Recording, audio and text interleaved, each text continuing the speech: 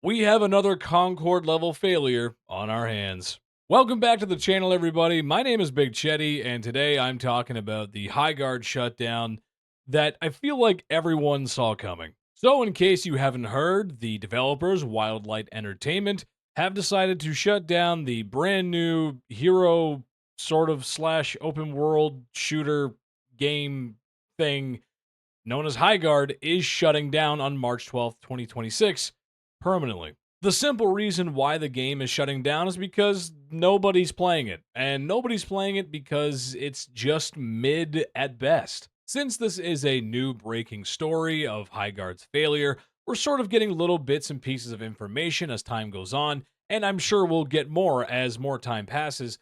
But I feel like just from everything that we've learned so far, it feels like this game was never going to work for a variety of reasons, but it feels like the foundation that it sat on just wasn't very good. For instance, I think Wildlight Entertainment, the developers of Highguard, have sort of pushed Highguard off as that it's an indie game from a new indie studio comprised of former Call of Duty and Titanfall developers, which is kind of funny because Respawn Entertainment kind of is that already. So they left Respawn Entertainment because they were tired of EA breathing down their neck. Big Brother's been breathing down our neck, so we're gonna make our own game because we have our own creative choices to make. Yet they got a lot of funding from a subsidiary company of Tencent, which is like the most wealthy, powerful video game company on planet Earth. They got to be top 10 for sure. You take that and you mix in some uninspired gameplay with really no direction whatsoever, sort of doing a lot of things at once with a very painfully generic art style that I feel like a lot of games have tried to use that. Whatever that is, they're just using that and it just does not work.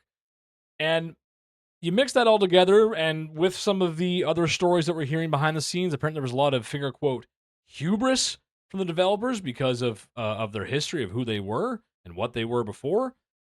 They really thought this was going to work, and you know what? I don't blame them because apparently Jeff Keighley got to play the game early, the host of the VGAs, and in 2025, the end of 2025, at the VGAs, that was the final game announcement, which a lot of us were kind of scratching our heads, going, why was this the last announcement? In my opinion, the Star Wars Old Republic game, little bias, the Star Wars Old Republic game should have been the last game announced. That's a huge thing to announce. A potential sequel or a threequel to the one of the best RPGs of all time. That's not your final announcement for the VGA. Some people have been waiting years and decades for that to come out, or a remake or remaster. And this new free to play service hero confused hero shooter, that's the final announcement. That no. Now, I'm not directly blaming our Lord and Savior Jeff Keighley for the announcement and the mediocre to less than mediocre reception the Highguard got, but I don't think it helped because no one was really interested in this game. You can't have Jeff Keighley at the VGAs, which now all gamers are watching since E3 died, however many years ago now. I don't remember how long ago it was. This is where we get our gaming news, the big updates, the big reveals, because this is really the place to do it for a lot of developers, both big and small. And when Jeff's on stage saying, hey, this is from so and so, this is from Respawn, this is from former Call of Duty developed, blah, blah, blah, this is going to be fantastic. Ladies and gentlemen, a brand new game, Highguard. They show the trailer, we watch it, and we're like, okay, next, please. And I think after having a few live service games like Highguard fail after a very short period of time, looking at you, Concord, I think two things are evidently clear. One, developers are not learning from other developers' mistakes. They're not learning from the Concords. They're not learning from, I can't think of anything else off the top of my head right now, but they're not learning from gamers. They're not learning what people want to play. They're not picking up on trends and understanding that what works over here may not work over there. What doesn't work over there may work over here. And the other thing that I think is happening is that when Jeff Keighley at the VGAs, which I would consider to be a very legitimate or as legitimate as it can be for gamers, platform to show off new games and ideas, when you make the last game Highguard, the big announcement of the night to be Highguard, and it turns out to be this, it puts the legitimacy of the VGAs into question because that has been an issue in the last couple of years due to some awards not being rightly allocated to the right people. There's a whole list of reasons why, but it's kind of become like a Super Bowl situation where, like, yeah, if you run a Super Bowl ad, you've got $20 million to spend, and now people are going to see your product, and that's wow, that's the commercial of the year. You put a funny whatever. Now, again, it's not silly commercials and stuff like that, but the VGAs have almost become that sort of hyper product placement where if you have the money, you can now throw in your, I guess, world premiere, throw it into the mix, and hey, that's how you get a successful indie game now. Doesn't always work like that, but you definitely have a better chance because almost all gamers are watching. Because for a long time, the VGAs were kind of humble in a way. I've been watching since they used to air on Spike TV, which, come on, remember Spike TV? God, what a time. The VGAs were a lot smaller and the announcements weren't as big, but as time went on, more developers showed up, bigger developers. I even think Star Wars 1313 was announced at the VGAs. I want to say in 2011, 2012, somewhere around there. That was a Star Wars game I wish we really had gotten. My point is, though, that the VGAs gave legitimacy to a lot of the video game industry. Because before that, it really was just like nerdy and edgy magazines making articles about, hey, this game is going to be game of the year, but voted by who? By a bunch of greasy magazines? Come on. It didn't matter then, and it doesn't even matter now because who the hell's reading magazines? So, yeah, I think the VGA's legitimacy is put into question because how many more Highguard situations are we going to get as the final announcement, or at least as one of the bigger announcements of the evening? I understand it is a show. They've got to fill stuff. Some developers might not be ready to show their stuff off, et cetera, et cetera. I understand that. But how much more free-to-play slop are we going to be expected to be excited about? They did everything right by getting Jeff to like the game and showing it off there, but you also got to make a good game. Now, like I said earlier, the game did fail for a variety of reasons, both external and internal. I'd argue the game itself is just not very good. It's completely clueless on what it actually wants to be. But I think there's an issue with the genre itself. And if you can't get over that hill, you're just not going to succeed. I think one of the big issues with this genre is its oversaturation with the choices that players have.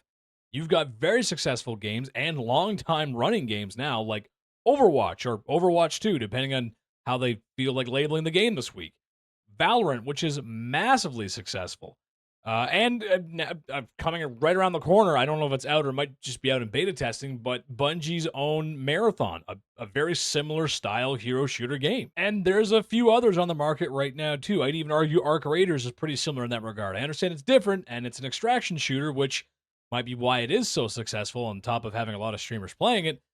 But the point is, there are a lot of similar games in this category, sort of different subcategories, but they all sort of share one big genre family, if you will. And there's one thing that these games all share in common, whether or not they're free to play, which is probably the best decision they made, or not free to play, is that these games are just going to soak up all of your free time.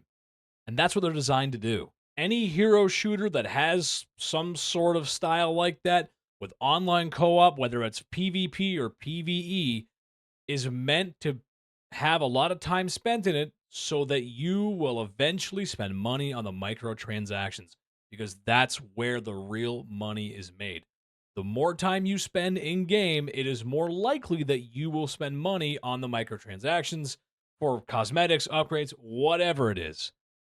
Does that work for everybody? No, but it works for a lot of players. And if you are addicted to a game, if you are hooked on a game, you're like, this is my game right now, this is what I want to play, you are more likely to spend a little more extra money on the game because you love being there. You love the grind. You love the addiction. I think Arc Raiders is a good example of that. So not only is Highguard a failure because of, again, all the myriad of reasons that I mentioned in this video and probably all the myriad of reasons that you've heard elsewhere online, but it's actually a real estate issue. It's a reality of the space and time.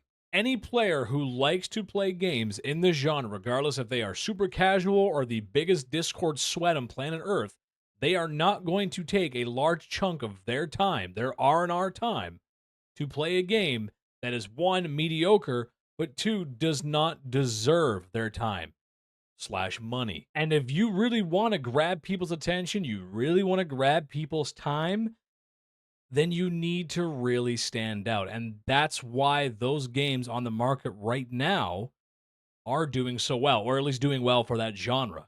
For a game like this to succeed, you need to take players away from the long established Overwatch, which is very difficult to do. Those are very dedicated players. You'd have to take players away from the excellent Valorant, which has a very dedicated fan base of sort of hero shooter and Counter Strike sort of gameplay. You'd also have to take players away from, in my opinion, Marvel Rivals, which I think is like the number one spot for sort of players in that sort of genre right now. As soon as a new hero and or villain gets added to that game, no one else is going to be playing your game because they want to goon to the new character. That's part of it. Gooning is a big part of the genre as well. Or good luck in trying to take away players from the very successful, right now, Arc Raiders, where all of the current hot and popular big streamers are playing it. Especially the Burnt Peanut. That guy is pretty big, pretty popular, and if he's playing a game, there's a good chance a lot of people are going to follow. If he's not playing Highguard, then, well, a lot of people aren't going to be playing it then, are they? Having a unique direction or a unique perspective on a brand new game, especially from an indie dev, is very important. But it's so important in this genre because if you don't, you're just going to sink. And that's exactly what happened to Highguard. Now, personally, I'm not here to dunk on them. I'm not here to make fun of them because, it sucks. People lost their job. The studio's probably going to completely shut down because I think they've laid off pretty much everyone anyway. And it's unfortunate because I think having new games, not only in this genre, but having new games come out all the time is important. Competition is good, especially in the video game industry, because sometimes players get tired of Overwatch and they want to try something different. But we need to see something different and not see that a game is going to fail quite literally out of the box. I mean, let me know what you guys think in the comment section, but I feel like everyone knew this was going to fail. This was not a surprise to anybody at all. And correct me if I'm wrong, but I have a sneaking suspicion that Bungie's Marathon, a similar game, not completely similar, but very similar, will most likely follow suit. Will it last longer than 45 days? Yes, I do think it'll last longer than 45 days, but I don't think it's going to be as successful as they think it's going to be. But I could be wrong, and I hope I'm wrong. Let me know what you guys think in the comment section. I just had a yap about this today. I'm going to let you guys go. Thank you so much for being here. I love you guys so much. Leave a like, comment, subscribe. I'll see you soon, guys. Bye-bye.